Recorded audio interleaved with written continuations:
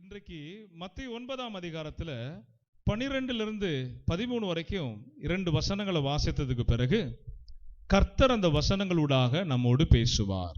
வாசிக்க கேட்கலாம். இயேசு அதை கேட்டு பிணியாளிகளுக்கு வைத்தியம் வேண்டியதே அல்லாமல் சுகமுள்ளவர்களுக்கு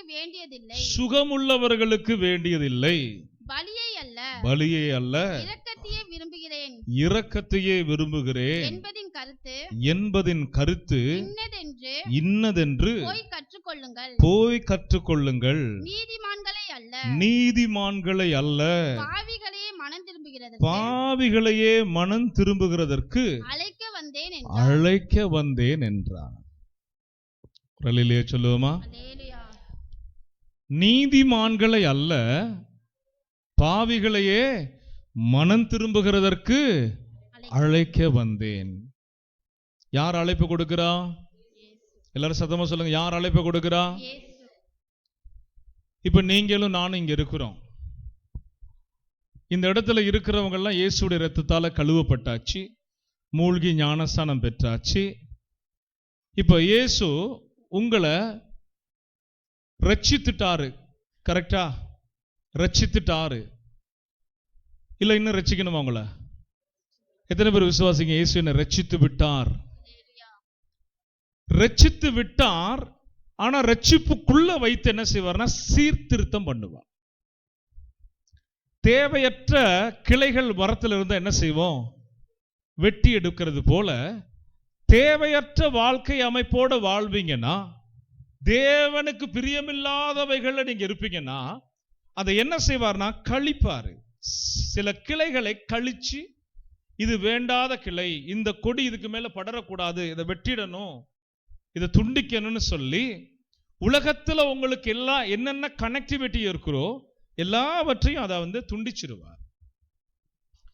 ஆனா இப்போ உங்களை ரட்சிக்க அவசியம் இல்லை. நீங்க தேவ பிள்ளைகள், தேவனுடைய வார்த்தையில வளருகிறீங்க, தேவனுடைய சத்தத்தை கேட்க விரும்புறீங்க, ஓய்வு நாள்னு அவருக்கு கொடுக்குறீங்க, ஆலயத்துக்கு வர்றீங்க, பக்திமானா காணப்படுகிறீங்க, உங்க ஜெபங்களை கேட்கிறாரு, பதில் கொடுக்கிறாரு, மாற்றங்களை பார்க்குறீங்க. இப்போ உங்களை என்ன செய்யணும்னா ரட்சிக்க வேண்டிய அவசியம் இல்லை, சீர்திருத்தம் பண்ணணும். ஏசு என்ன செய்யணும் உங்களை? ஆமா, நான் திருந்திட்டேன்னு நினைச்சேன்னா அது பெருமை. நான் சீரா இருக்கிறேன்னு நினைச்சாலும் பெருமை. ஒரு மனிதன் இயேசுவுக்குள் தொடப்பட்டு பிடிக்கப்பட்டு மரண பரியந்தம் வரைக்கும், மரணத்துல கூட சில பேர் மனம் திரும்புவாங்க. எனக்கு தெரியும். நான் ஹாஸ்பிட்டல் மினிஸ்ட்ரி பண்ணி அநேகரை சந்திச்சிருக்கிறேன், அநேக வார்டில் போய் ஜெபிச்சிருக்கிறேன். இந்தியாவில், மலேசியால, இலங்கையில மரணப்படுக்கையில் இருக்கிறவங்க பாவரிக்கை செய்து மனம் திரும்புவாங்க. இயேசுவை பத்தி சொல்லும் போது, இயேசுவை குறித்து அறிமுகப்படுத்தும் போது கண்ணீர்ல அவங்க பாவங்களை அறிக்கை செய்வாங்க. வாய் திறந்து பாவங்களை மன்னிங்கன்னு சொல்ல நிறைய பேரை கடைசி ஸ்டேஜில் இருக்கிறவங்களுக்கு நான் பாவரிக்கை சொல்லி கொடுத்துருக்கிறேன். மரணத்துக்குள்ளதான் போவாங்க. அங்க ஒண்ணு காப்பாற்றப்படுகிற விஷயம் இல்லை. ஆண்டவர் எழுந்து நடனம் சொல்ல வரல, மறிக்க போறான், அறிக்கை செய்ய சொல்லு, நான் அவனை ரட்சிக்கிறேன். என் வேலை என்ன தெரியுமா? எல்லா பாவங்களும் அறிக்கை செய்யுங்க. எதெல்லாம் மூடி மறைத்தீங்களோ, எதெல்லாம் மனிதனுக்கு விரோதமா செய்தீங்களோ, எதெல்லாம் கடவுளுக்கு விரோதமா செய்தீங்களோ எல்லாவற்றையும் அறிக்கை செய்யுங்க. வாய் திறந்து சொல்லணும். மந்தனத்தினால குடும்பங்கள் அழித்ததை நீ வாய் திறக்கணும். கொலை செய்ததை வாய் திறக்கணும். நீ தேவனுக்கு புறம்பாக வேதத்தின்படி சரீரத்துக்கு விரோதமா செய்யப்பட்ட எல்லா பாவங்களும் அறிக்கை செய்யப்படணும். கர்த்தர் அதை எதிர்பார்க்கிறாரு. அப்ப அப்படி அறிக்கை செய்ததுக்கு பிறகு அவங்க மரணத்துக்குள்ள போகும்போது அவங்களுடைய மரணம் பாருங்க சுகமாய் முடிவடையும். ஆமீன் சொல்லுவோமே. அது வரைக்கும் அவங்க சுமந்த பாடுகள், வேதனைகள், வியாதிகள் அதெல்லாம் ஒரு புறம் இருந்தாலும், அந்த கண்கள் மூடப்படுகிற அந்த இமைப்பொழுதுல இயேசு தம்முடைய ரட்சிப்பை வெளிப்படுத்தி பாவியா வாழ்கிற மனுஷனா இருந்தாலும் சரி, அல்லது ரட்சிக்கப்பட்டு பின்மாறி போன ஒரு மனுஷனா இருந்தாலும் சரி, அவன் அகால பாதாளத்துல விழுந்துடக்கூடாதுன்னு தம்முடைய கிருபைய, எப்படி நீதிமானை அல்ல பாவிகளையே ரட்சிக்க வந்த. யாரு பாவி? தேவனை விட்டு தூரமா போகிறவர்கள் பாவிகள், தேவனை அறியாதவர்களும் பாவிகள். அவங்க பழைய வாழ்க்கையில வாழ்ந்து மடிந்தாங்கன்னா அவங்களுக்கு இயேசு கொடுக்கிற இளைப்பாறுதலை பெற முடியாது, இயேசு தருகிற அடுத்த கட்ட வாழ்க்கைக்குள்ள போக முடியாது. அப்ப அவர்கள் என்ன செய்ய வேண்டும்? தன்னை தாழ்த்தி தேவ சமூகத்தில் ஒப்பு கொடுத்து தன்னுடைய மனதில் உள்ளவைகள் எல்லாம் அவருடைய பாதத்துல ஊற்றினா அவர் என்ன செய்யறாரு? தம்முடைய இரக்கங்களால, தம்முடைய கிருபைகளால, தம்முடைய இரத்தத்தினால பாவங்களை கழுவி தூய்மைப்படுத்துவார். ஆமென் சொல்லுவோமா? பரிகாரம் நடக்காம பரலோக வாழ்க்கை கிடையாது. நீங்க நீதிமான் என்று உங்களை தீர்மானிக்கவும் கூடாது. பரலோக வாசி ஆவதற்கு பூமியில தகுதி பெறுகிறேன் என்று தான் அறிக்கை செய்யும். ஆமென் சொல்லுவோமே. இந்த ரெண்டு விஷயத்தை நான் ரொம்ப ஸ்ட்ராங்கா சொல்லுவேன். ஒன்னு, இந்த வேதத்துல எல்லாம் நான் கற்றுக்கொண்டேன் என்று யாரும் சொல்ல முடியாது, யாருமே சொல்ல முடியாது. பெரிய பெரிய வேத வல்லுநர்களா இருக்கட்டும், வளர்கிற விசுவாசிகளா இருக்கட்டும், போதனைக்காரர்களா இருக்கட்டும், சுவிசேஷகர்களா இருக்கட்டும், எல்லாருக்குமே அறகுறை தான். அவங்க எல்லாரும் என்ன சொல்லணும்னா, மரண பரியந்த வரை இந்த வேதத்தை நான் வாசித்து என்ன செய்கிறேன்? கற்றுக்கொள்ளுகிறேன். அதே போல கிறிஸ்துவுக்குள் வாழுகிறவர்கள் யாரும் நான் பரிசுத்தவான்னு சொல்லிக்கொள்ள முடியாது. அது பெருமை, அது பெருமை. பாவத்துல பலவிதமான பாவங்கள் உலகத்துல கொட்டி கிடக்குது. எதுல எப்ப அகப்படுவன்னு யாருக்குமே தெரியாது. ஆனால் பாவிகளை ரட்சிக்க இயேசு என்னவா இருக்கிறாரு? மனதா இருக்கிறாரு. அவர் இடத்துல மனம் திரும்பி மன்னிப்பு கேட்டா செய்த பாவங்கள், ரட்சிக்கப்பட்டு இடையில தவறி விழுந்திருக்கலாம், ரட்சிக்கப்படுகிறதற்கு முதல்ல நீங்க பாவ வாழ்க்கையில வாழ்ந்திருக்கலாம். கொலை, கொள்ளை, விபச்சாரம், வேசித்தனம், காம விகாரம், திருட்டு, பொய் முதலியவற்றை எல்லாமே பைபிள் நேரடி எச்சரிக்குது. பாவம், பாவத்தின் சம்பளம் மரணம். அப்ப இயேசு என்ன சொல்ல வருகிறார்னா, இதுவரைக்கும் நீ செய்தது நீ உணர்கிறியா? சரி, நான் உன்னை மன்னிக்கிறேன். இதுவரைக்கும் நீ பின்பற்றினவைகளை விட்டுட்டு வரியா? சரி, நான் உன்னை மன்னிக்கிறேன். இவர் இயேசு புதிய ஏற்பாட்டில் நீங்க பார்க்க முடியும். கையும் களவுமா பிடிப்பட்ட ஸ்திரீகிட்டையும் சொல்லுவாரு. பெதஸ்தா குளத்துல சுகமாகி அவனை தேவனுடைய ஆலயத்தில் அவர் சந்திக்கும் போது சொல்லுவாரு, அதிக கேடான யாதொன்றையும் இனி என்ன செய்யாத செய்யாத.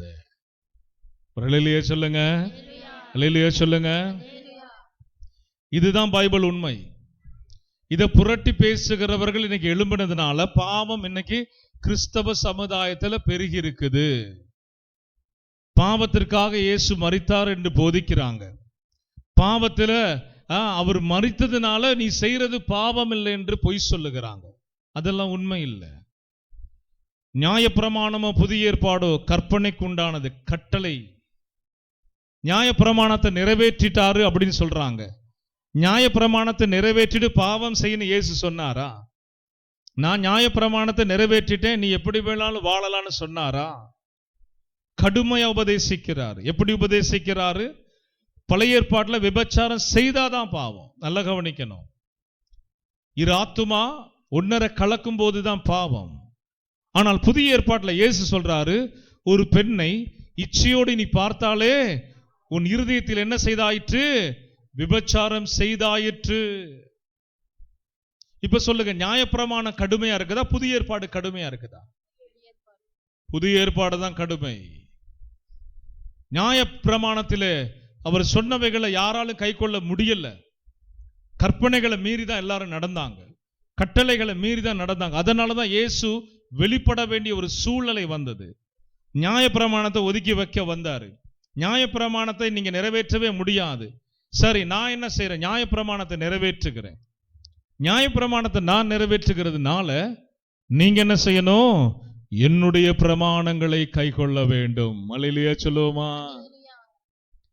தந்திரமான உபதேசங்கள் இருக்குது உலகத்துல. சபைகளுக்குள்ள தந்திரமான செய்திகள் இருக்குது. வெறும் பாவம் மன்னிக்கப்பட்டதையே பேசி, பாவங்கள் இல்லை என்று பேசி, பாவத்திற்காக இயேசு மரித்ததையே பேசி அல்ல, நீ இனி பரிசுத்தமாய் வாழு என்பதுதான் நல்ல உபதேசத்திற்கு அடையாளம். அல்லேலூயா சொல்லுவோமா? குடிக்கிறவங்க கிட்ட போயிட்டு இயேசு உனக்காக மரிச்சிட்டார், பரவாயில்ல நீ ஆலயத்துக்கு வா, ஆனா குடிச்சுக்க அப்படி சொல்ல முடியுமா? விபச்சாரக்காரன் பார்த்து இயேசு உனக்காக மரிச்சிட்டார், மன்னிப்பு கேளு, ஆனா நீ எப்படி வேணாலும் வாழ்ந்துகள் சொல்ல முடியுமா? அதல்ல உபதேசம். அப்படி கேட்கிறவர்கள் தான் சீர்கெட்டு போகிறார்கள். அப்படி கேட்கிறவர்கள் அதை பின்பற்றுகிறவர்கள் பாவத்தில் தான் நின்று கொண்டிருக்கிறார்கள். அதனாலதான் கொடுமையான சூழ்நிலைகள், தரித்திரங்கள் அவங்க எல்லைகளை தலைவிரித்து ஆடுது. அவருடைய தேவ ஆலயமாகிய சரீரத்தை கெடுத்தீங்கன்னா பைபிள் சொல்லுது, நான் உங்களை கெடுப்பேன். அதனாலதான் போட்டு ஏத்துறாங்க இன்ஜெக்ஷன். ஒரு பக்கம் அறுவை சிகிச்சை, டாக்டர்கள் கறக்கிறார்கள் நன்றாய். ஏன் நடக்குது இதெல்லாம்? பாவம். பாவத்தின் சம்பளம் சொல்லுவோம், பாவத்தின் சம்பளம். அப்ப பாவிகளை ரட்சிக்க வந்தார், பாவிகளை அவர் நேசிக்கிறார், ஆனால் பாவத்திற்கு அவர் தூரமானவர். இல்லையா சொல்லுங்க. இதுல முதல்ல ஒரு தெளிவு வேணும் நமக்கு. இது நியாயப்பிரமாண கதை அல்ல, நியாயப்பிரமாண கட்டளை அல்ல. பாவத்தை வெறுக்கிறாரு, ஆனா பாவி அவர் எப்ப நேசிப்பாரு? பாவத்தை விட்டு இயேசுவின் பக்கம் புதிய வாழ்க்கை வாழ அவன் விரும்பினா அவனை நேசிக்கிறார். அல்லேலூயா சொல்லுவோமே. பரிசுத்த ஆவியானவர் சொல்றார், இயேசு, நான் பிதாவினிடத்தில் போனால் நலமா இருக்கும். எனக்கு பதிலாக, நல்ல கவனிக்கணும், இயேசுவுக்கு பதிலாக வேறொரு தேற்றரவாளன் வருவார். அவர் வந்து நீதியை குறித்தும் நியாய தீர்ப்பை குறித்தும், நல்ல கவனிக்கணும், ஆவியானவர் வந்து என்ன செய்வாரு? நீதியை குறித்தும் நியாய தீர்ப்பை குறித்தும் கண்டித்து உணர்த்துவார். இது பைபிள்ல இல்லைன்னா, இது பைபிள்ல இல்லைன்னு சொன்ன இந்த வார்த்தை நான் இதை போதிக்க வேண்டிய அவசியம் இல்லை. இதை ஜனங்களுக்கு நான் போதிக்க வேண்டிய அவசியம் இல்லை. ஆவியானவர் வந்து நின்னுகிட்டு இருக்கிறவன தள்ளுறதுக்கு வரல. ஆவியானவர் ஆவியானவர் வந்து மேஜிக் பண்ண வரல. ஆவியானவர் வந்து உன்னை வெறுமையா சுகமாக்குவதற்கு வரல. ஆவியானவர் வந்து உன்னை விடுதலையாக்குவதற்காக மாத்திர வரல. நல்லா கவனிக்கணும். அவர் நீதியை குறித்தும் நியாய தீர்ப்பு, எதுக்கு தண்டனைக்கு உட்பட போகிறாங்க பாருங்க, அவங்களை குறித்து புதிய ஏற்பாடு தெளிவாவே பேசுது. வெளிப்படுத்தின விசேஷம் தெளிவா பேசுது. இயேசுவை ஏற்றுக்கொள்ளாமல் பாவத்திலே மூழ்கி, அல்லது இயேசுவை ஏற்றுக்கொண்டு பாவத்திலே வாழ்ந்து பழைய மனுஷனுக்கும் புதிய மனுஷனுக்கும் வித்தியாசம் இல்லாமல் வாழுகிறவர்களை எச்சரித்து கண்டித்து உணர்த்தும்படி, நியாய தீர்ப்பை குறித்து சொல்லும்படி கர்த்தருடைய ஆவியானவர் ஊற்றப்பட்டிருக்கிறார். இயேசு பாவத்திற்கு விரோதமா தான் செயல்படுவார், ஆனா பாவி மனம் திரும்ப வந்து அவனை நேசிக்கிறார். அல்லேலூயா சொல்லுங்க. பாவத்தை பாராத, சொல்லுங்க, பாவத்தை பாராத இயேசு, பாவத்தை பாராத. இதெல்லாம் பைபிள்ல தானே இருக்குது. அப்ப நிறைய விஷயங்கள் நமக்கு தெரியணும். அதனால இன்னைக்கு பாவத்தை குறித்து ஒரு விழிப்புணர்வு, அதான் இன்னைக்கு டைட்டில். சரிங்களா? பாவத்தை குறித்து நமக்கு ஒரு விழிப்புணர்வு வேண்டும். பாவத்தை குறித்து நம்ம நிறைய விஷயங்கள், அதனுடைய கூர் என்ன, அதனுடைய பலம் என்ன, அதை குறித்து நம்ம இன்னைக்கு தெரிந்து கொள்ள போகிறோம். இந்த சம்பவம் 9ஆம் அதிகாரத்தில் படிச்ச சம்பவம் சுருக்கமா ஒரு கதை சொல்றது போல சொல்றேன். ஆண்டவர் படகுல இருந்து இறங்கி வர்றாரு. அவர் போன இடத்துல இறங்கி வரும் ஒரு பட்டணத்துக்குள்ள வர்றாரு. அப்ப அந்த பட்டணத்தார்கள் ஒரு திமிர்வாதக்காரனை அவனிடத்துல கொண்டு வர்றாங்க. இயேசு அவனை பார்த்து, மகனே திடன்கொள், உன் பாவங்கள் உனக்கு மன்னிக்கப்பட்டது என்றார். பாவங்கள் உனக்கு மன்னிக்கப்பட்டது என்று சொன்னதுமே நியாயப்பிரமாணக்காரர்கள், இங்க நல்லா கவனிக்கணும், இவர்கள் யார்னா நியாயப்பிரமாணக்காரர்கள். 3ஆம் வசனம், அப்பொழுது வேத பாரகரில் சிலர் இவன் என்ன செய்றான், தேவதூஷணம் சொல்லுகிறான் என்று தங்கள் உள்ளத்திலே சொல்லிக் கொண்டார்கள். இவங்கெல்லாம் நல்லா தின்று கொழுத்து நல்லா வாட்ட சாட்டமா வளர்ந்து இவங்களுக்கு வியாதி இல்லை பாருங்க. அதனால இயேசு சொல்றது இவங்களுக்கு புலப்படலை. இயேசு சொல்றாரு, நியாயப்பிரமாணத்தின் இரக்கம் இப்ப வெளிப்படட்டும்ங்கிறாரு. அதான் உண்மை. நியாயப்பிரமாணத்துல கர்த்தர் சொன்னது வெளிப்படட்டும்னு அந்த மனுஷங்கிட்ட பேச ஆரம்பிக்கிறார். நியாயப்பிரமாணத்துல கர்த்தர் அதை தான் விரும்பினாரு, இவங்க அதை செய்ய கிடையாது. தின்று கொழுத்த பன்றிகளை போல உலா வந்து கொண்டிருக்கிற இந்த வேத பாரகர்களுக்கு என்னல்ல, வேத ஞானம் இல்லை. இவர் தான் தேவகுமார்னு தெரியுது. அற்புத அடையாளங்களால அநேக காரியங்களை நிரூபித்துக் கொண்டிருக்கிறார். அதுவரைக்கும் இஸ்ரவேல் அப்படி ஒரு மகிமையை அவங்க பார்க்கவே கிடையாது. ஆனா இதையெல்லாம் பார்த்து விட்டு இவங்க என்ன சொல்றாங்க, இவன் தேவ தூஷணம் சொல்லுகிறான், அதற்கு தான் ஆண்டவர், நீங்கள் உங்கள் இருதயங்களில் பொல்லாதவைகளை சிந்திக்கிறது என்ன? உன் பாவங்கள் உனக்கு மன்னிக்கப்படுது என்று சொல்வதா, எழுந்து நடவென்று சொல்வதோ என்று எது எளிதுன்னாரு. உடனே பூமியில் பாவங்களை மன்னிக்க, 6ஆம் வசனம் வாசி. பூமியிலே பாவங்களை மன்னிக்க மனுஷகுமாரனுக்கு அதிகாரம் உண்டென்பதை நீங்கள் அறிய வேண்டும் என்று சொல்லி திமிர்வாதக்காரனை நோக்கி, நீ எழுந்து உன் படுக்கையை எடுத்துக்கொண்டு உன் வீட்டிற்கு போ என்றார். உடனே அவன் எழுந்து வீட்டுக்கு போனான். குரலிலே சொல்லுவோமா? இதை கேட்டுக்கொண்டிருக்கிற அநேகருடைய வாழ்க்கையில் இருக்கிற முடமை மாற போகுது. இதை கேட்டுக்கொண்டிருக்கிற அநேகருடைய வாழ்க்கையில தோல்வி ஒரு திமிர்வாதம் போல இருக்கலாம். உங்களுக்கு தோல்வி, வியாபார தோல்வி, கடன் தோல்வி, இன்னும் பலவிதமான தோல்விகள் உங்களுக்கு இழப்பா இருக்கலாம். இயேசுடைய அன்பு நாமத்தை கொண்டு சொல்லுகிறேன், அந்த தோல்வி எல்லாம் இனிமே உங்களுக்கு வெற்றி படிகளாய் மாறப்போகுது. கர்த்தர் இயேசுவின் நாமத்தினால அதையெல்லாம் ஆசீர்வாதமாய் மாற்றி எழுந்து நட என்று சபைக்கு இன்றைக்கு பேசி கொண்டிருக்கிறார். இதை பார்த்து கொண்டிருக்கிற ஜனங்களுக்கு பேசுகிறார். நல்ல கைகளை தட்டி ஆமென். தேவனுடைய ஆவில உங்களுக்கு இதை வெளிப்பாட்டாக நான் சொல்லுகிறேன். இதுவரைக்கும் முடங்கி போன உன் வியாபாரங்கள், இதுவரைக்கும் முடங்கி போன உன் தொழில் வேலைகள், இதோ நீ எழுந்து நடக்கிற காலம் வந்தது. நீ எழுந்து நடக்கிற காலம் வந்தது. எழுந்து பிரகாசி, ஓ எழுந்து பிரகாசி, உன் வல்லமையை தரித்துக்கொள். சீயோன் குமாரனே, சீயோன் குமாரத்தியே, உன் வல்லமையை தரித்துக்கொள், உன் வல்லமையை தரித்துக்கொள் என்று சேனைகளின் கர்த்தர் உனக்கு சொல்லுகிறார். ஷாலாபத லிமோ சங்கா பாலா பாலா பாலா ஓபாலிபோ ஷாகாலாபா. இலங்கை தேசத்துல, ஜெர்மன் தேசத்துல லிஹாமா ஷாலாபாதா லிஹாமா காரலாபோ, குவைத் தேசத்துல உலாபா ஷாலா காரலாபா துபி கபாலாபோ, மலேசியா தேசத்துல உராஹா ஷாலாபாதா லாபோ. இந்த தமிழகத்துல இதை பார்த்து கொண்டிருக்கிற சகோதரனே, சகோதரியே, கர்த்தருடைய வார்த்தை உனக்கு நேராய் கடந்து வருகிறது. நீ எழுந்து நட, உன் படுக்கையை எடுத்துக்கொண்டு நீ நட. தேவனுடைய ஆவியானவர் உனக்கு சொல்லுகிறார், முடங்கி போன உன் வியாபாரங்கள், முடங்கி போன உன் வேலைகள் இனி எழுந்து நடக்கிறதற்கு, எழுந்து நீ ஓடுவதற்கு இதோ கர்த்தர் உன் கால்களை மான் கால்களை போல மாற்றுகிறார். நல்லா கரங்களை தட்டி ஆமென் ஆமென். தீர்க்க தரிசன வார்த்தைக்காக நன்றி, நன்றி இயேசுவே. எல்லாரும் சொல்லுவோம் நன்றி இயேசுவே.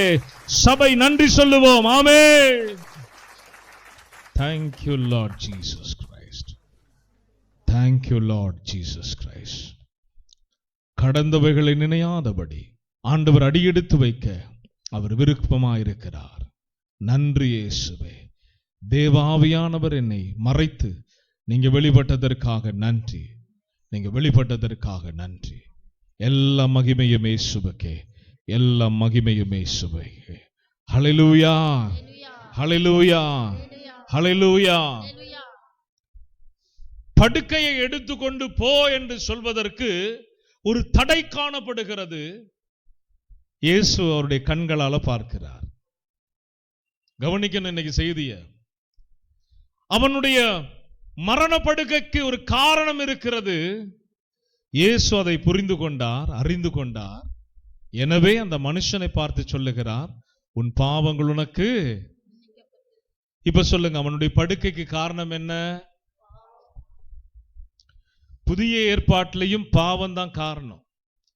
தோல்விகளுக்கு உன் பாவங்கள் காரணம், வறட்சிக்கு உன் பாவங்கள் காரணம், அநேக தத்தளிக்கிற அனுபவங்களுக்கு உன் பாவங்கள் காரணம். இருதயத்தை முதல்ல அலசி ஆராயணும், அலசி ஆராயணும். எதுல நம்ம விழுந்து போனோம்? எதிலே என்னுடைய வாழ்க்கை படுக்கைக்கு நேராய் போனது? எதிலே நான் திமிர்வாதக்காரனை போல முடங்கி கிடக்கிறேன்? எதன் நிமித்தமாய் கர்த்தருடைய கோபம் என்னை மூண்டு கொண்டிருக்கிறது? ஏன் நான் இப்படி அவதிப்படுகிறேன்? ஏன் நான் இப்படி அலக்களிக்கப்படுகிறேன்? பாவம். இல்லைன்னா நீங்க நீதிமான்னு சொன்னா, நீங்க கர்த்தருக்குள்ள ஆசீர்வதிக்கப்பட்ட பிள்ளைகள்னா, நான் சொல்லுகிறேன், நீங்களோ கடன் வாங்காதிருப்பீர்கள், நீங்கள் கடன் கொடுக்கிறவர்களாய் இருப்பீர்கள். வார்த்தைகள் இருக்கு பைபிள்ல. முதலாவது தேவனுடைய ராஜ்யத்தையும் அவருடைய நீதியும் தேடுகிறவர்களுக்கு இவைகளெல்லாம் அப்பொழுது ஏன் இன்றைக்கு உங்க எல்லைகள் அது இல்ல? பாவம் உங்களை படுக்கைக்கு நேராய் தள்ளியது. பாவத்தின் சம்பளம் மரணத்திற்கு நேராய் தள்ளுகிறது.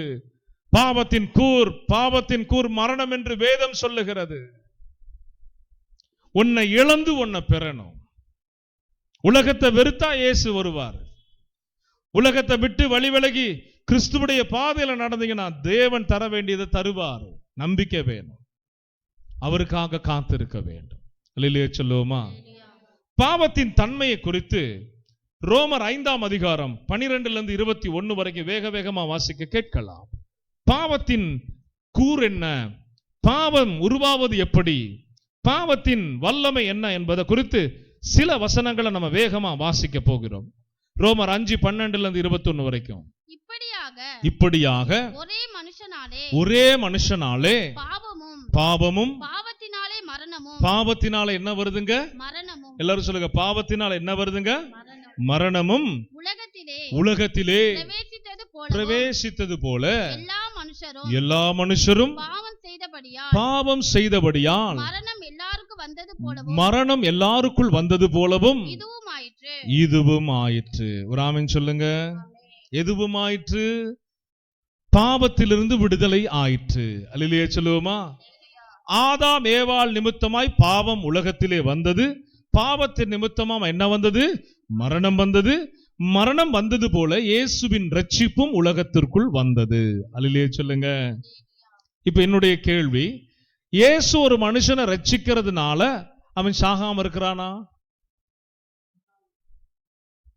ஆதாமுடைய பாவத்தின் நிமித்தம் ஏற்பட்ட ஒரு விளைவு, அதனுடைய தாக்கம், பாதிப்பு 2000 ஆண்டுகள் கடந்தும் 2000 ஆண்டுகள் இயேசு வந்து ரட்சிப்பை வெளிப்படுத்தியும் இயேசுவை ஏற்றுக்கொண்டு வாழுகிறவர்கள் தங்களுடைய வாழ்க்கையின் முடிவில் வயதாகிற கடைசியில அவங்க மரணத்தை சந்திக்க வேண்டிய கட்டத்தில் அவர்கள் என்ன செய்யறாங்க? மரணத்திற்குள் போகிறாங்களா இல்லையா?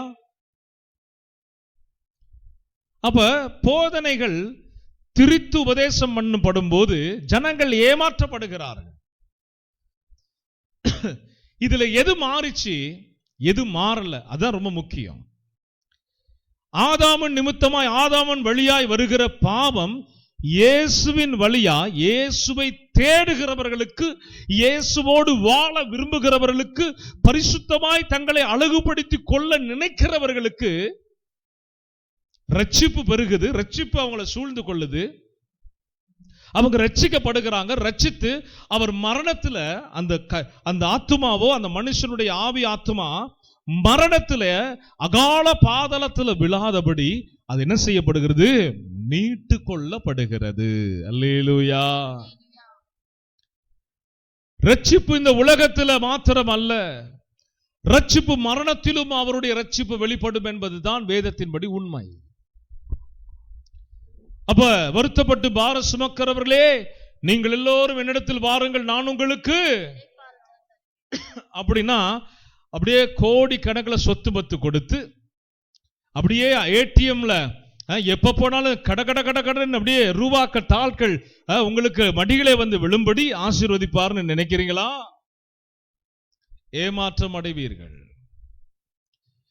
இளைப்பாறுதல் என்று சொன்னால் பாவத்தின் நிமித்தமாய் அகால பாதாளத்திலே விழுகிற ஆத்துமாக்கள் இரவும் பகலும் வேதனை அனுபவித்து அங்கே இருந்து கிறிஸ்தவர்களும் கிறிஸ்துவை அறியாதவர்களும் மனிதர்களை தெய்வமாக நம்பினவர்களும் மனித வழிபாட்டாளர்களும் இரவும் பகலும் வேதனைக்குரிய இடத்துல அங்கே இருந்து தெய்வமே, கடவுளே, இயேசுவே என்னை காப்பாற்றும் காப்பாற்றும் என்று கதறுவார்கள்.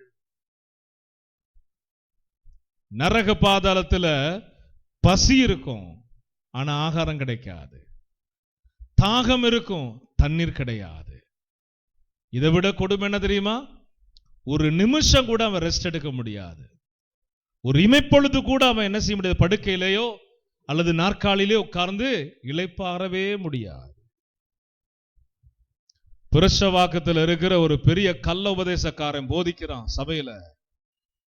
வெளிப்படையாவே சொல்றேன், இளைப்பாறுதெல்லாம் எல்லாமே உலகத்துல அவர் வச்சதுதான் இளைப்பாறுதல். இளைப்பாறுதல்னா எல்லா நன்மைகள் வச்சிருக்கிறாரியா? சகலமும் அவருடைய மரணத்துல நமக்கு கிடைச்சிடுச்சு. சென்னையில புரஷவாக்கத்துல ஏசி ஹால்ல போதிக்கிற அந்த போதனுடைய டிவி சேனல்ல யூடியூப்ல ரொம்ப காலமா நான் கவனிச்சுக்கிட்டே வர்றேன். கள்ளோபதேசம்.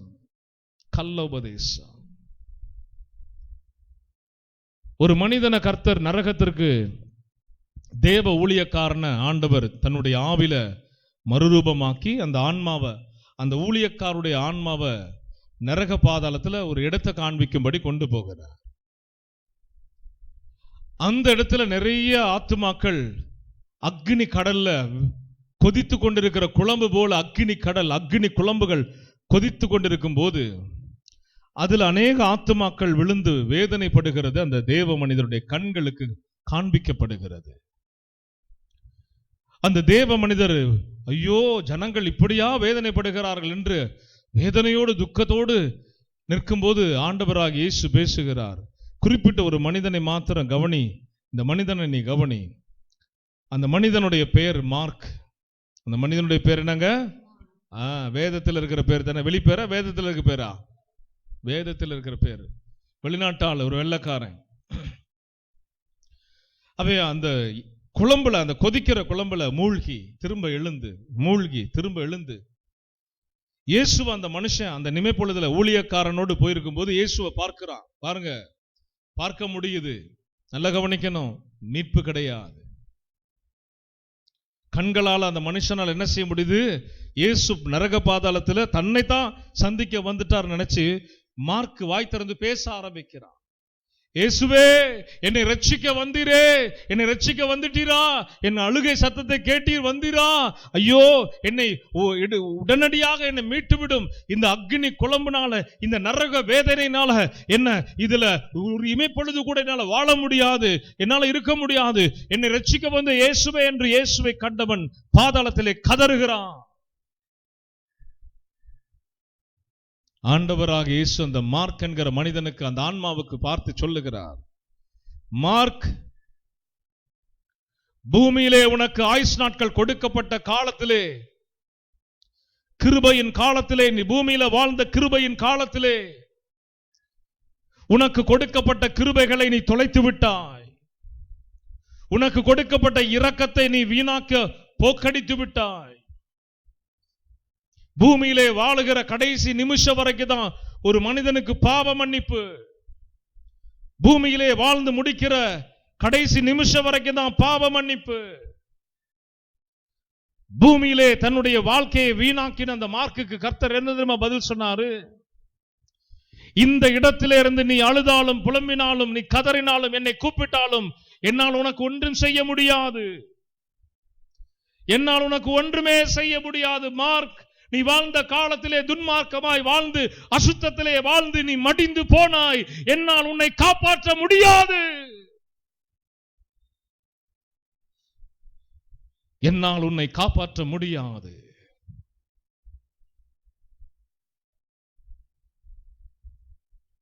கிறிஸ்தவ சமுதாயம் மனம் திரும்பணும். முதல்ல கிறிஸ்தவர்கள் மனம் திரும்பணும்.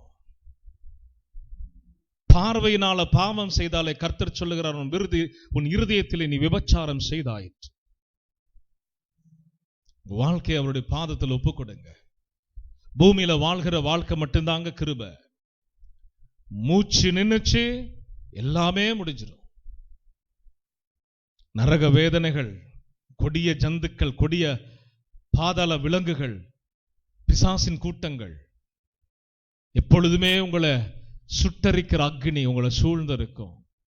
அங்கு எத்தனை முறை இயேசுவை கூப்பிட்டாலும் அந்த கிருபை பெருகாதுங்க, அந்த கிருபை வராது. வெளிப்படுத்தின விசேஷத்துல நான் சொன்னது போல அநேக காரியங்கள் அப்படியே தத்ரூபமா எழுதப்பட்டிருக்கிறது. வெளிப்படுத்தின விசேஷத்தை போதிக்கிறவர்கள் எங்கே? வெளிப்படுத்தின விசேஷத்துள்ள வசனங்களை எடுத்து சொல்லுகிறவர்கள் எங்கே? செவிகளை சாய்த்து தேவ வார்த்தைக்கு நேராய் உங்களை ஒப்பு கொடுத்தாதான் பாவத்தின் பிடியிலிருந்து நீங்கள் விடுதலையாக முடியும் என்று வேதத்தின்படி உங்களுக்கு நான் சொல்ல கடமைப்பட்டிருக்கிறேன். வாசிங்க, விட்ட வசனத்திலும் தொடர்ந்து வாசிங்க. நியாயப்பிரமாணம் கொடுக்கப்படுவதற்கு முன்னும் பாவம் உலகத்தில் இருந்தது. பாவத்தில் என்ன செய்தது? நல்லா கவனிங்க. நோவாவுடைய காலம், நோவாவுக்கு முந்தின காலம், நியாயப்பிரமாணம் மோசேயின் காலத்தில் கொடுக்கப்பட்டது. அதற்கு முன்பதாகவே பாவம் என்ன செய்தது? பூமியில் இருந்தது. ஆனா நியாயப்பிரமாணம் கொடுக்கிற காலம் வரைக்கும் அது பாவம்னு என்ன செய்ய தெரியாது, ஜனங்களுக்கு தெரியாது. அது அறியாதது போல கர்த்தர் இருந்தார். ஜனங்கள் தானே அறியாம செய்யறாங்க, இருந்தார். நோவா காலம் வரைக்கும் அறியாம இருந்தார். நோவா காலத்துக்கு பிறகும் அறியாதவர் போல இருந்தாரு. பாவத்துல தான் வாழ்றான், பாவத்தை தான் செய்யறான், எனக்கு பிரியமில்லாத செய்யறான், விட்டு கொடுத்தாரு, சரி போ, விட்டு வச்சாரு. ஆனா சீர்திருத்தம் கொண்டு வர வேண்டும். இந்த பூமியில தனக்கென்று ஒரு இனம் வேண்டும், தன்னுடைய நிபந்தனைகள் உட்பட்ட ஒரு கூட்டம் வேண்டும், தன்னுடைய கற்பனைகளை கை கொள்ளுகிற ஒரு பெரும் சந்ததி வேண்டும் என்று அவர் என்ன செய்தாரு? தரிசனமாக தன் இருதயத்திலே தோன்றினதை இந்த பூமியில் நிறைவேற்றுவதற்காக. நம்மை சுற்றி பாவம் இருக்குங்க, நம்மை சுற்றி உலகம் முழுவதும் பாவம் இருக்கும், ஜனங்களுக்குள் அது பெருகி கிடக்கும், நம்முடைய உற்றார் உறவினர் அக்கம் பக்கம் எல்லாருக்குள்ளே அது இருக்கும். ஆனா அதுல ஒரு கூட்டம் பரிசுத்தமாய் வாழ வேண்டும், அதிலே ஒரு கூட்டம் தேவனுக்காக வாழ வேண்டும். நியாயப்பிரமாணத்தை கொண்டு மோசேயை வைத்து ஒரு கூட்டத்தை வேர்பிரிக்கிறார், ஆபிரகாமுடைய பிள்ளைகளை வேர்பிரிக்கிறார். வா, பழைய ஏற்பாடு முழுவதும் வாசிங்கன்னா இஸ்ரவேல் தேசத்தை தான் ராஜ்யமாக அவர் வடிவமைத்து இந்த ஜனங்களுக்கு கொடுத்து அவர் ஆளுமை செய்ய விரும்பினார். பழைய ஏற்பாடு முழுவதும் உலகத்திலே வாழ்கிற வாழ்க்கைக்குரிய ஏற்பாடுகள். பழைய ஏற்பாடு தீர்க்க தரிசன வசனங்கள், வாக்குத்தத்தங்கள் எல்லாம் இஸ்ரவேல் ஜனங்களுக்கு கொடுக்கப்பட்டது. புதிய ஏற்பாட்டை நம்ம எடுத்துக்கொள்ளுகிறோம், சரி, ஆபிரகாமின் நிமித்தமும் இயேசு கிறிஸ்துவின் வாயிலாகவும் அவைகள் நமக்கு சொந்தமாகும். ஆனா என்னுடைய கேள்வி என்னன்னா, நீங்கள் பூமிக்குரியவர்களா? இஸ்ரவேல் ஜனங்களை போல ஒரு தேசத்தை தான் உங்களுக்கு கர்த்தர் உருவாக்கி கொடுக்க போகிறாரா? நம்ம என்ன நினைவுல இருக்கிறோம் யோசித்து பாருங்க. நம்ம எதை சிந்தித்து கொண்டு இருக்கிறோம் யோசித்து பாருங்க. இன்னும் கட்டணும், வைக்கணும், உடைக்கணும், விற்கணும், வியாபாரம் செய்யணும், வாழணும், ஆஹா ஓஹோ, அதற்காக தான் இயேசு உங்களை அழைத்திருக்கிறாரா? அது பழைய ஏற்பாடு, நியாயப்பிரமாணத்தின் காலம். ஒரு தேசம், ஒரு குறிப்பிட்ட எல்லை, ஒரு குறிப்பிட்ட இனம், ஒரு குறிப்பிட்ட ஜாதி, ஒரு குறிப்பிட்ட ஜனம். அதனாலதான் நியாயப்பிரமாணத்தையும் அவர்கள் என்ன செய்ய முடியல, கை கொள்ள முடியாததுனாலதான் இயேசு பூமிக்கு வருகிற சூழ்நிலை வந்தது. இயேசுவின் நிமித்தமா நியாயப்பிரமாணமும் நிறுத்தப்பட்டது. அல்லேலூயா சொல்லுங்க. மோசேயை கொண்டு பிரமாணத்தை கொடுத்தவர் கை கொள்ளும்படி ஜனங்கள்ட்ட எதிர்பார்த்தார். இவங்களால என்ன செய்ய முடியல, கை கொள்ள முடியல. என்ன நடந்தது? பாவம் பெருகியது. பாவம் பெருகின இடத்துல கிருபையும் பெருகியது. அல்லேலூயா சொல்லுங்க. இயேசுவின் நாமம் பெருகியது. ஆமென் சொல்லுவோமா? தொடர்ந்து வாசிங்க. அத நியாயப்பிரமாணம் இல்லாதிருந்தால் பாவம் எண்ணப்பட மாட்டாது. என்ன செய்தாலும் பாவமே கிடையாது. கொலை செய்யலாம், கொள்ளை அடிக்கலாம், வஞ்சிக்கலாம், ஏமாத்தலாம், பொய் புரட்டு, அதெல்லாம் ரொம்ப அசால்ட்டா செய்யலாம், ஒரு பிரச்சனையும் இல்லை. ஆனா நியாயப்பிரமாணம் வந்து இது பாவம் என்று அடையாளம் காட்டியது. வாசிங்க.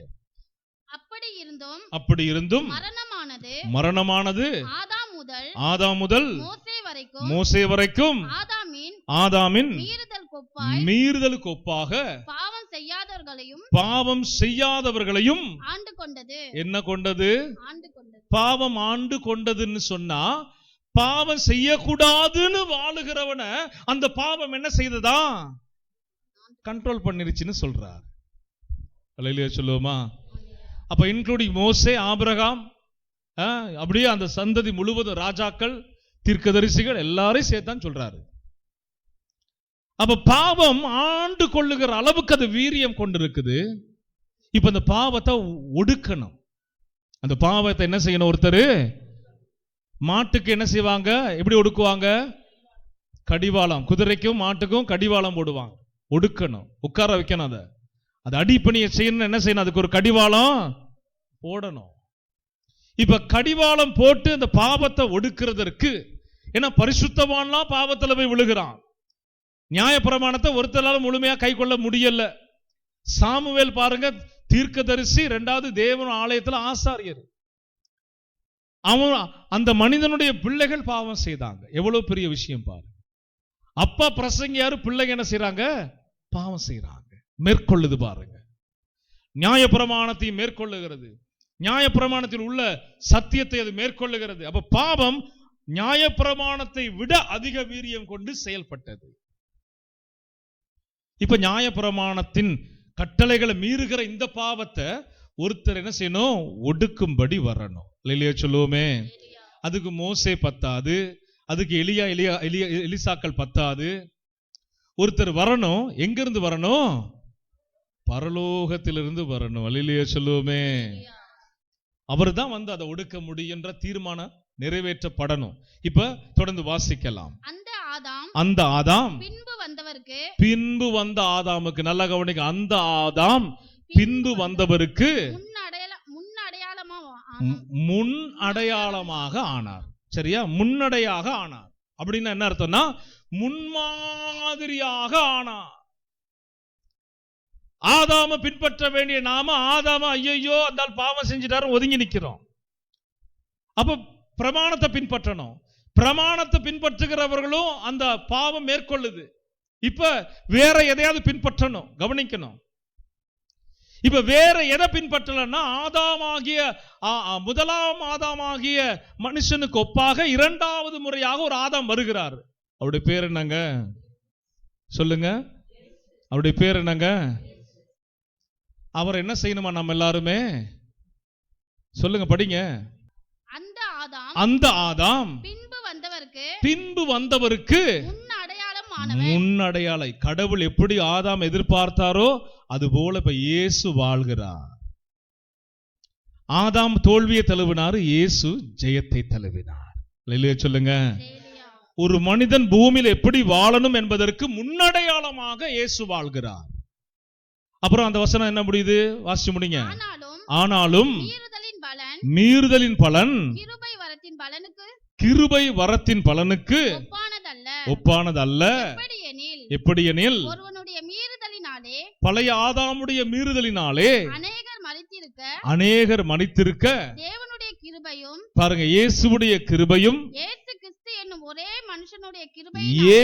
கிறிஸ்து என்னும் ஒரே மனுஷனுடைய கிருபையினாலே வரும் ஈவும் அநேகர் மேல் என்ன செய்திருக்கு? அதிகமாய் பெருகி இருக்கிறது. அல்லேலூயா சொல்லுவோமா? அல்லேலூயா சொல்லுவோமா? சத்தமா அல்லேலூயா சொல்லுவோமா? அல்லேலூயா. கவனிக்க வேண்டிய விஷயம், பாவத்துடைய வீரியத்தை ஆண்டவர் சிலுவையில ஜெயிச்சிட்டாரு. அந்த ஜெயத்தினால கிருபை பெருகியது. அநேகருக்கு அந்த கிருபை பெருகியதுன்னா இஸ்ரவேல் ஜனங்களையும் தாண்டி அந்த கிருபை பெருகியது. தேசங்களை விட்டு தேசங்கள் அந்த கிருபை பெருகியது. திருத்தவே முடியாதுன்னு சொல்லுகிற மனிதர்களை எல்லாம் அந்த கிருபை திருத்த தன்னுடைய பரிசுத்த வழிக்கு இழுத்து வந்தது. பாவ உணர்வு அடைய செய்தது. இயேசு ஒரு மனுஷனுக்குள்ள இருந்தா பாவ உணர்வு வரும். அந்த பாவ உணர்வு செத்துருச்சுன்னு சொன்னா அவன் செய்யறது பாவம் அவனுக்கு தெரியவே தெரியாது. ஆணா இருக்கட்டும் பெண்ணா இருக்கட்டும், புரிந்து கொள்ளுங்க. பாவ உணர்வு இருக்கிறவே சினிமா தியேட்டர்ல உட்கார முடியாது. பாவ உணர்வு இருக்கிறவே மொபைல் போன்ல அடிமையா இருக்க முடியாது. பாவ உணர்வு இருக்கிற தன் எல்லையை தாண்டி செயல்பட முடியாது. தேவ ஆவியானவர் உணர்த்துவாரு. பாவத்தை குறித்து உனக்குள்ள இருந்து அவர் கண்டித்து உணர்த்துவாரு. இல்ல அப்படின்னு சொன்னா நான் உனக்கு சொல்லுகிறேன், நீ பாவத்துக்கு மறிச்சிட்டேன்னு அர்த்தம். அதனாலதான் உனக்குள்ள உணர்வு இல்ல, பாவத்தை குறித்து அச்சம் இல்ல. அதனால இயேசு பரிசுத்தராய் வாழ்ந்தது போல நீ வாழ விரும்பல. பாவத்திற்கு உன்னை விட்டு கொடுக்கிற. நீ எந்த துன்மார்க்க வேணாலும் செய்யலாம், நீ எந்த விதமான வழிபாடு வேணாலும் செய்யலாம், நீ எந்த விதமான பாவத்தை செய்தாலும் உனக்கு உணர்வே இருக்காது.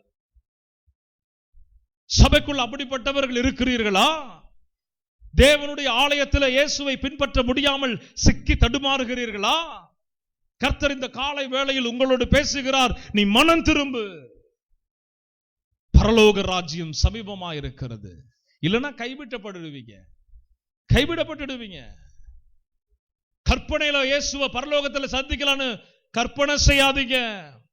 கிறிஸ்தவ பெயர்ல வாழ்ந்த மார்க் என்கிற மனிதன் அகால பாதாளத்திலே விழுந்து அக்கினி குளம்பிலே அவன் மூழ்கி எழும்புகிற அந்த கொடிய காட்சியை ஒரு தேவ மனிதனுக்கு கர்த்தர் அவனை எடுத்து சென்று காண்பிக்க வேண்டும் என்றால் இந்த பூமியில் வாழுகிற திருச்சபைக்கு எச்சரித்து சொல்லும்படி அப்படிப்பட்ட சம்பவம் நடந்தது.